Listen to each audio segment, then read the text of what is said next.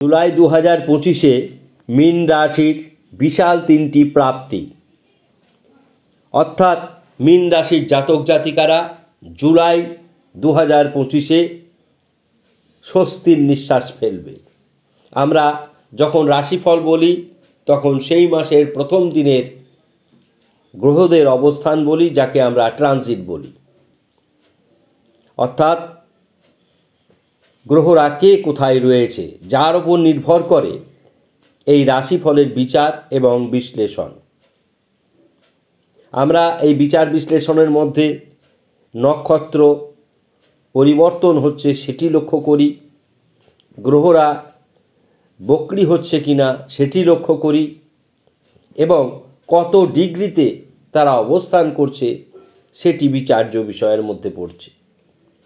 মেষ রাশিতে চন্দ্রদেব রয়েছেন, বৃষ রাশিতে শুক্র সক্ষেত্রে রয়েছে, বৃহস্পতি মিথুন রাশিতে রয়েছে, বুধাদিত্য যোগ তৈরি হয়েছে কর্কট রাশিতে। মঙ্গল কেতু দুটি গ্রহ একত্রে থাকায় সকল রাশির ভাব অনুসারে ক্ষতির পরিমাণ হয়েছে, অর্থাৎ ক্ষতি নির্ধারিত হয়েছে। উপকার তো বিন্দুমাত্র হয়নি। সুতরাং একটি দুর্ঘটনা যোগ সূচিত হওয়ায় সমস্ত রাশির জাতক জাতিকারা যেমন অশুভ ফল পেয়েছে, অনুরূপভাবে মীন রাশির ষষ্ঠভাবে মঙ্গল কেতু থাকায় গুপ্ত শত্রু বৃদ্ধি পাবে। রাহু দ্বাদশে রয়েছে, অর্থাৎ কুম্ভ রাশিতে রয়েছে, যা রাহুর আনন্দ ক্ষেত্র। শনিদেব রয়েছেন মীন রাশিতে। গ্রহের গোচরগত অবস্থান শুনলেন, এবার আমরা বলবো শুভ যোগ কি কি তৈরি হয়েছে। প্রথম শুভ যোগ তৈরি হয়েছে রবি বুধ বুধাদিত্য যোগ তৈরি করেছে। শুক্র চন্দ্রের মধ্যে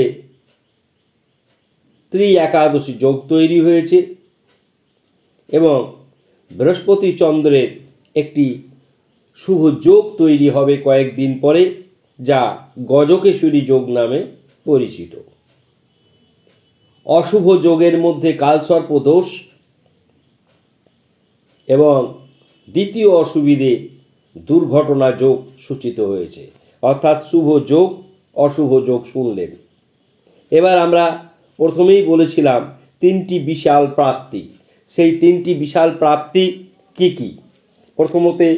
প্রথমত কর্মে উন্নতি। যারা সরকারি চাকরি করছে, বেসরকারি চাকরি করছে, যে কোনো কর্মের সঙ্গে যুক্ত রয়েছে, সেই কর্মে উন্নতি ঘটবেই ঘটবে ও কর্মপ্রাপ্তি হওয়ার প্রবল সম্ভাবনা। 2 প্রেম দাম্পত্য অতি শুভ। 3 সন্তান ভাগ্য দেখার মতন হবে। অর্থাৎ তিনটি প্রাপ্তি অত্যন্ত উল্লেখযোগ্য ও গুরুত্বপূর্ণ। সমস্যা, অর্থাৎ ভালো থাকলে মন্দও থাকে। দ্বাদশে রাহু ব্যয় বৃদ্ধি করবে, ষষ্ঠে মঙ্গল কেতু গুপ্ত শত্রু বৃদ্ধি করবে, অর্থাৎ সমস্যা দুটি। সুতরাং এই সমস্যা থেকে কি করে বেরোবে তার পথ আমরা ভিডিও শেষে টোটকা আকারে বলে দেবো। অর্থাৎ আমরা যখন কোনো অনুষ্ঠান করি, সেই অনুষ্ঠানের পূর্ণাঙ্গ বিচার বিশ্লেষণের মধ্যে থাকে গ্রহের বিন্যাস, বিচার বিশ্লেষণ, শুভ যোগ অশুভ যোগ এবং প্রতিকার ব্যবস্থা। সুতরাং কোথাও ছুটে যাওয়ার বিষয় থাকে না, বিভ্রান্ত হওয়ার মতন অবস্থান তৈরি হয় না। কিন্তু সকলকে খুশি করা যায় না যখন কোনো অশুভ ঘটনা ঘটার সম্ভাবনা দেখা দেয়। প্রতিকার বললেও অনেকেই আছেন সেই অশুভ ঘটনাগুলি গ্রহণ করতে পারেন না। মন্তব্য তাদের করতেই হয়, মন্তব্য করার বিশেষ বিশেষ দিক থাকে।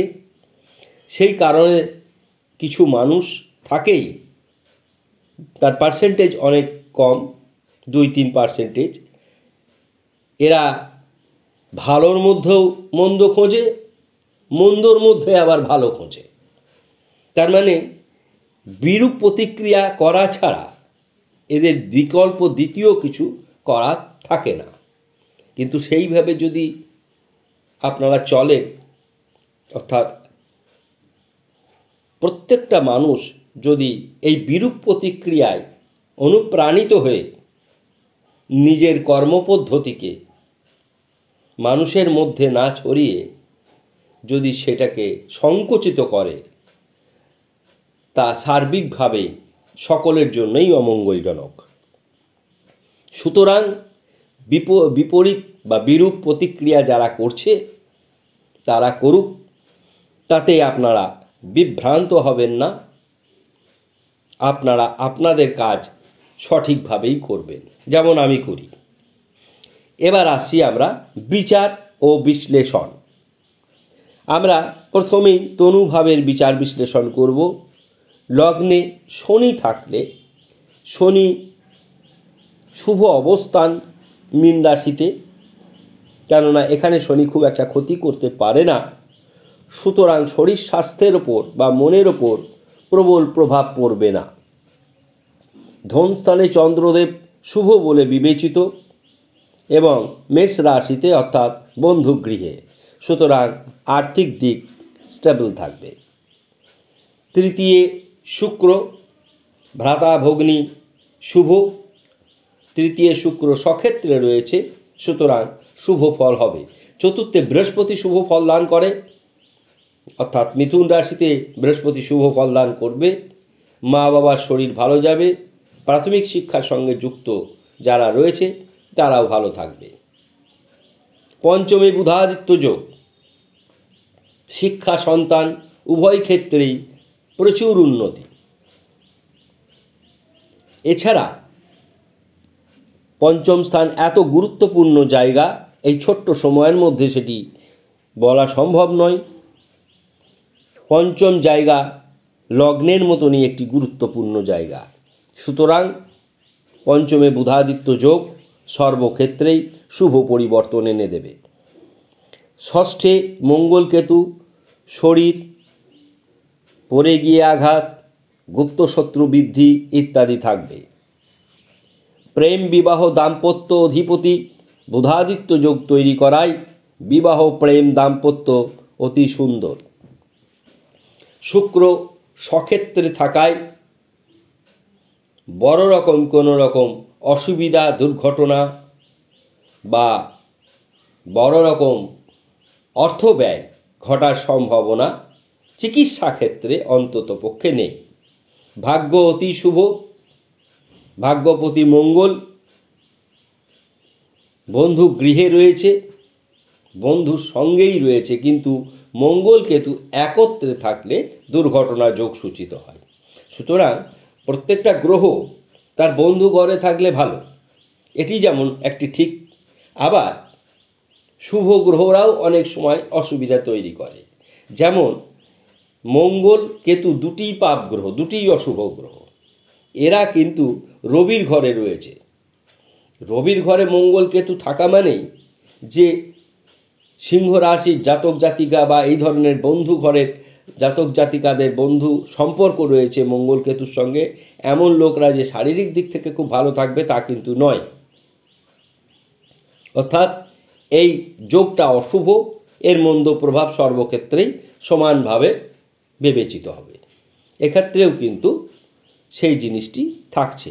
অর্থাৎ আমরা ভাগ্য যে জায়গাটা বলছি, সেই ভাগ্যের অধিপতি গ্রহ মঙ্গল রবির ঘরে থাকায় ভাগ্য সুপ্রসন্ন।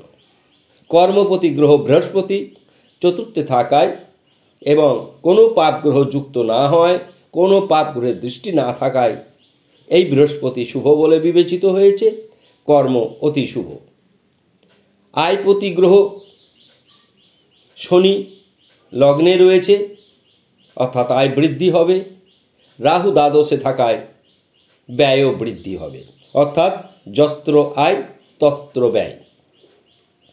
এটি জুলাই মাসে মীন রাশির জাতক জাতিকাদের জন্য ঘটার সম্ভাবনা রয়েছে। আইনি কোনো রকম সমস্যা দেখা দেবে না, বিপরীত লিঙ্গ থেকে কোনো ভয়ভীতির সম্ভাবনাও নেই। এবার আমরা আসব যে সমস্যাগুলি বললাম, সেই সমস্যাগুলি থেকে সমাধানের পথ কী। ব্লু সাইটিন ও ফিরোজা ব্রেসলেট পরিধান করতে পারেন। 2. বৃহস্পতির বীজ মন্ত্র স্নান করে করবেন ওং হ্রিং ক্লিং হুং বৃহস্পতয়। রত্ন যা কাজ করে বীজ মন্ত্র তার চাইতেও ভালো কাজ করে, কিন্তু রেগুলার বেসিসে করতে হবে। ওং হ্রিং ক্লিং হুং বৃহস্পতয়, এটি 108 বার করবেন হলুদ পোশাক পরে। দ্বাদশে রাহু আছে, সন্ধেবেলায় কপালে কালো টিপ পরে রাহুর বীজ মন্ত্র করবেন ওং ঐং হ্রিং রাহবে, ওং ঐং হ্রিং রাহবে। এই 3টি কাজ করুন, জুলাই মাস আপনাদের অত্যন্ত ভালো যাবে বলে আমরা নিশ্চিত। অনুষ্ঠান ভালো লাগলে মন্তব্য করবেন, শেয়ার করবেন, সাবস্ক্রাইব করতে ভুলবেন না। যারা ফেসবুক থেকে দেখছেন অবশ্যই ফলো করবেন। সকলে ভালো থাকুন, ধন্যবাদ।